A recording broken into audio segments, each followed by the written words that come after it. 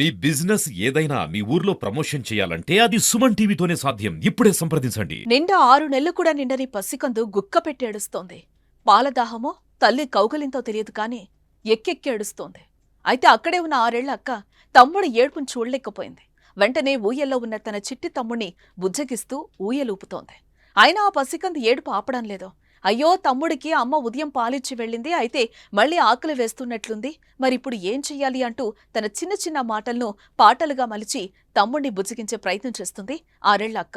తమ్ముడి ఏడుపును ఆపేందుకు అక్క పడుతున్న కష్టం చూసిన పలువురు ఆవేదన వ్యక్తం చేస్తున్నారు.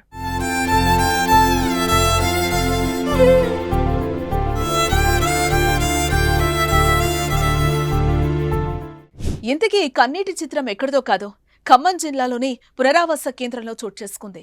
ఖమ్మంలో భారీ వరదల కారణంగా చాలా మంది నష్టపోయారు. అయితే వరదలు తగ్గడంతో మిగిలి ఉన్న ఇండ్లను శుభ్రం చేసుకునే పనిలో పడ్డారు. ఈ నేపథ్యంలో ఖమ్మంలోని జలగం నగర్కు చెందిన నరసింహ భవానీ దంపతుల ఇల్లు వరదల్లో మునిగిపోయింది. దీంతో కొద్ది రోజుల నుంచి పునరావాస కేంద్రంలోనే తలదాచుకుంటున్నారు. ఇక వరదలు తగ్గడంతో 2 రోజుల నుంచి ఇంటిని శుభ్రం చేసుకునే పనిలో పడ్డారు.